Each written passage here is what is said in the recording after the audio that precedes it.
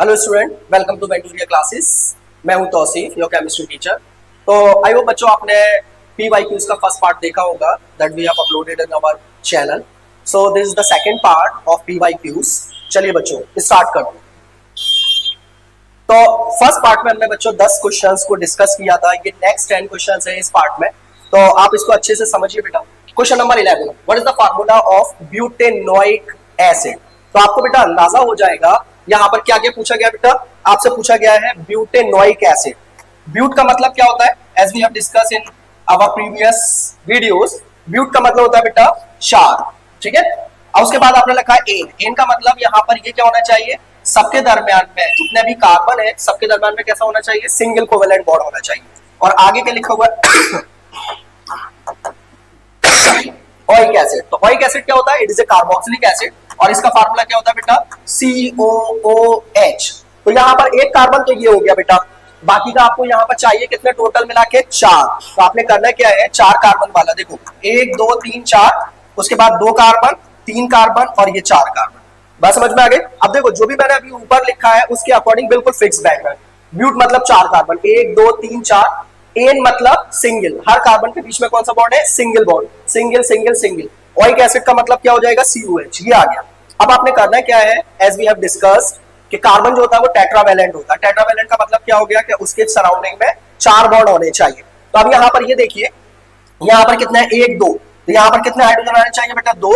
यहाँ पर कितने आएंगे 1 2, यहाँ पर हाइड्रोजन 2 आने चाहिए और यहाँ कितने आने चाहिए बेटा 3। सो this is what it is the formula of butanoic acid. तो आप बस चेक कीजिए आपके ऑप्शन में कौन सा करेक्ट आंसर है। तो यहाँ पर 1 2 3 4, the option D is correct. समझ में आया बच्चों। The second question is which of the following pair of compound are homologous। तो बच्चों आपने डिटेल में पढ़ा होगा होमोलोगस सीरीज क्या होती है। होमोलोगस सीरीज ये होती है in which the successive elements are differ by CH2 group. किससे बेटा, CH2 ग्रुप से। मतलब अगर कोई भी एक ग्रुप दे रखा है, यहाँ पर कोई भी एक मॉलिक्यूल दे रखा है, तो जो अगला मॉलिक्यूल होगा उसमें CH2 एक्स्ट्रा होगा। यही तो मतलब निकल कर आएगा। आपको पहला क्या दे रखा है बेटा, आपको दे रखा है CH4, तो इसका दूसरा वाला मेंबर क्या होना चाहिए होमोलोगस में। आप करोगे क्या, इसमें CH2 जोड़ दो। तो CH2 अगर आप जोड़ोगे तो जो दूसरा मेंबर आएगा, एक ये था पहले ही, एक ऊपर आपने जोड़ दिया, कितने हो गए बेटा C2, राइट। उसके बाद 2 हाइड्रोजन ये आपको H2 पे जोड़ना है और यहाँ पर H4 मिला के कितने हो गए बेटा S6। तो यहाँ पर अगर पहला ये लिखा हुआ है तो दूसरा क्या होना चाहिए, C2S6 होना चाहिए। तो देखो CH4 C2S6 मतलब पहला होमोलोगस पेयर है। दूसरा आ जाओ, दूसरा क्या दे रखा है बेटा, दूसरा दे रखा है C2H6। क्या जोड़ना है नेक्स्ट पेयर जानने के लिए, आपको जोड़ना है इसके अंदर CH2। कितने कार्बन है, 2, 2 में एक और जोड़ दिया, कितना हो गया बेटा, दैट इज CH3। H कितने जोड़ना है, 2, 6 दे रखे हैं, कितना हो गया बेटा H8, C3H8। अब मैं पता है यहाँ पर अगर आपकी जगह पर एग्जाम दे रहा होता तो मैं दूसरा चेक ही नहीं करता, तीसरा है। पता है क्यों, क्योंकि 2 अगर ऑप्शन सही होगा तो डेफिनेटली तीसरा सही ही होगा, तभी ऑप्शन जाके क्या होगा, all of the above. But फिर भी हम लोग एक बार क्रॉस चेक कर लेते हैं यहाँ पर कि क्या होना चाहिए। आपको फर्स्ट एलिमेंट कौन सा दे रखा है बेटा, फर्स्ट मॉलिक्यूल C3H8। क्या ऐड करना है इसके अंदर, CH2। अगर आप CH2 ऐड करोगे तो C3 तो दे रखे हैं, एक और ऐड कर दिया तो क्या हो गया C4। H कितने दे रखे हैं 8, आपने H2 और जोड़ दिया, क्या हो गया H10। तो आप बच्चों देखो यहाँ पर C4H10। तो आप यहाँ पर ये देखिए, चाहे फर्स्ट हो सेकंड हो third, all are the pair of homologous series. तो answer should be all of the above. Getting my point. Question next, question number 13, which of the following compound is named as.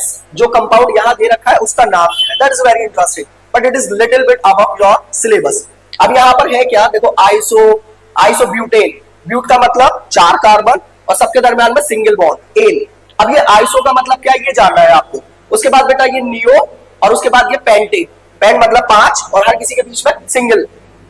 Isopropene, propane मतलब 3 और iso, pentane मतलब 5। तो अब यहाँ पर एक ये देखो बच्चों, इस टोटल में कितने कार्बन है, 1 2 3 4 5।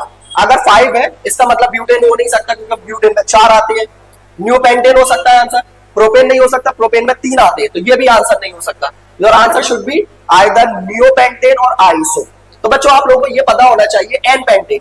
एन का मतलब होता है जिसमें कार्बन, एन मींस नॉर्मल, जिसमें कार्बन स्ट्रेट चेन में जुड़े हुए हो।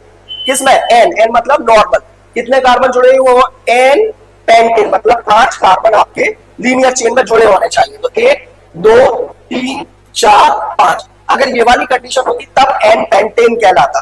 तो अब यहाँ पर ये वाली कंडीशन तो है नहीं, 5 कार्बन इसमें भी है, 5 कार्बन इसमें भी है, but this is the linear chain. Linear chain के लिए हम लगाते हैं N pentane. It means that the correct answer should be neopentane. Getting my point? Next question बेटा, question number 14, which of the following is not the allotrope of carbon? बेटा ये next last time भी ये question था, फिर से repeat हुआ है। तो एलोट्रॉप कौन कौन से हैं कार्बन के? आपके ग्रेफाइट, डायमंड और बकमिस्टर फुलरेन। अब यहाँ पर डायमंड दे रखा है, ग्रेफाइट दे रखा है, बकमिस्टर फुलरेन दे रखा है। It means that the charcoal is not the allotrope of carbon. Next question बेटा, question number 15, what is the name of this compound? The same question is repeat. अब यहाँ पर क्या है, ये देखो ये वाला ग्रुप कौन सा है? यहाँ पर ये वाला ग्रुप है बेटा aldehyde, as we have discussed in our first part. Aldehyde, right? इसका कार्बन, एक कार्बन, दो कार्बन, तीन कार्बन, 3 कार्बन हो गए। एल्डिहाइड के नाम पे क्या आता है बेटा? अल। 3 कार्बन के लिए आप क्या लगाते हो? प्रोप। सही, प्रोप। ये कार्बन कार्बन के दरम्यान में सिंगल सिंगल सिंग, ठीक है? तो इसका मतलब ये क्या होना चाहिए? एन। और इसकी वजह से एल्डिहाइड मतलब अल। तो नाम क्या होना चाहिए बेटा इसका? प्रोपेनल। तो प्रोपेनल कौन सा हो गया? That should be your correct answer. The answer is B. The next one, the reaction CH4 plus Cl2 in presence of HV CH3 Cl plus HCl is the example of। तो बच्चों आपको यहाँ पर ये पता होना चाहिए कि यहाँ पर ये जो H म्यू है इसका मतलब है बेटा कि ये अल्ट्रा वायलेट लाइट को रिप्रेजेंट कर रहा है, या हम यहाँ पर ये कह सकते हैं कि यहाँ पर ये जो रिएक्शन है वो लाइट की प्रेजेंस में हो रही है, लाइट की। तो अगर मैं आप लोगों को कल भी मैंने सिखाया था बच्चों, लास्ट उसके अंदर अपने फर्स्ट में हमारे पास यहाँ पर ये CH4 है। आपने क्या किया हुआ है, ये ClCl दे रखा है। अगर ClCl दे रखा है तो आप यहाँ पर ऑब्जर्व करो प्रोडक्ट में क्या बना हुआ है। प्रोडक्ट में बना हुआ है आपके पास में C, यहाँ पर ये H, ये H, ये H, ये Cl और आगे का बेटा HCl। तो अगर मैं कल आप लोगों को एग्जाम्पल दे रहा था कि आप फर्स्ट पार्ट में आप लोग देखो, मैंने एग्जाम्पल दी थी कि सब्स्टिट्यूशन और एडिशन क्या होता है। सब्स्टिट्यूशन में यहाँ पर क्या है कि एक बेंच पे 2 स्टूडेंट बैठे हैं, कोई एक स्टूडेंट को हटा के अगर उसको रिप्लेस कर देता है तो वो सब्स्टिट्यूशन है। एडिशन क्या होगा कि एक बेंच पे 2 स्टूडेंट है, एक और आके बैठ जाए, तो वो क्या है? एडिशन। तो अगर आप यहाँ पर ये देखो, अगर आप इस रिएक्शन को देखोगे तो ये जो एक H है that is replaced by 1 Cl, मतलब क्या हो गया? सब्स्टिट्यूशन हो गया, ठीक है ना? तो अब अगर ये सब्स्टिट्यूशन है तो वो पूरी एग्जांपल किसकी हो गई बेटा? Substitution reaction. Clear? Next question में यहाँ पर the functional group of ketone, यहाँ पर जो पहला वाला है ये है बेटा आपका अल्कोहल, ठीक है? जो दूसरा वाला है ये है आपका aldehyde. The second one is ketone and the fourth one is carboxylic acid. बिल्कुल सीधा सीधा सा क्वेश्चन है, आप लोगों को फंक्शनल ग्रुप याद हो ही जाते हैं जब तक आप बोर्ड कंप्लीट करते हो, तो ये आपके लिए बहुत इजी सा क्वेश्चन है, ठीक है? नेक्स्ट क्वेश्चन बेटा, नेक्स्ट क्वेश्चन है the compound showing addition reaction. तो हम लोगों ने कल डिस्कस किया था कि जो आपके हाइड्रोकार्बन्स होते हैं, हाइड्रोकार्बन्स वो यहाँ पर 2 तरह की रिएक्शंस को शो करते हैं। एक तो होता है बेटा एडिशन रिएक्शन, एडिशन, और दूसरा होता है सब्स्टिट्यूशन रिएक्शन। सब्स्टिट्यूशन, एडिशन कौन शो करता है? जो अनसैचुरेटेड है, अनसैचुरेटेड हाइड्रोकार्बन, और जो सब्स्टिट्यूटेड होते हैं वो कौन शो करते हैं बेटा? ये करते हैं saturated hydrocarbons. Saturated hydrocarbons, saturated कौन से? जैसे एल्केन। अनसैचुरेटेड कौन से? जैसे एल्कीन और एल्काइन। आपसे पूछा क्या गया है? आपसे पूछा गया है एडिशन रिएक्शन, राइट? तो यहां पर एडिशन में कौन आ गया बेटा? या तो आप कहेंगे कि ये एल्कीन होना चाहिए या एल्काइन होना चाहिए। अब हमने पहले डिस्कस किया था कि जो एल्कीन है उसका जो जनरल फार्मूला होता है वो होता है बेटा CnH2n, और जो एल्काइन है उसका फार्मूला CnH2n-2। क्लियर है बेटा? CnH2n-2।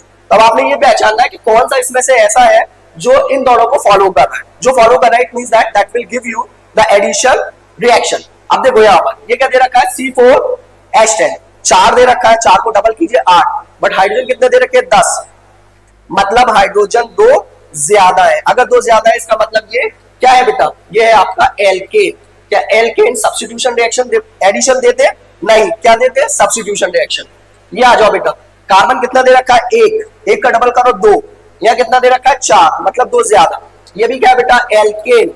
क्या एल्केन एडिशन देते हैं? आपका आंसर होगा नहीं, ना तो पहला ऑप्शन सही ना दूसरा। अब आ जाओ दूसरा, तीसरा क्या है? C दे रखे 2 का डबल कीजिए 4, लेकिन यहाँ कितने दे रखे, 2 कम। इसका मतलब ये क्या है बेटा, एल्काइन। और मैंने आपको बताया कि एडिशन कौन देता है बेटा, अनसैचुरेटेड। अनसैचुरेटेड में एल्कीन और एल्काइन दोनों आ जाएंगे, तो correct answer should B alkene. फिर भी लास्ट चेक कर लेते हैं बेटा, ये आ गया 3, कार्बन कितने दे रखे, 3, 3 का डबल कीजिए 6, 2 एक्स्ट्रा है मतलब 8, मतलब ये क्या हो गया, ये भी एल्केन। तो आपका जो आंसर होगा इसमें एडिशन कौन देगा बेटा, option C. Getting my point.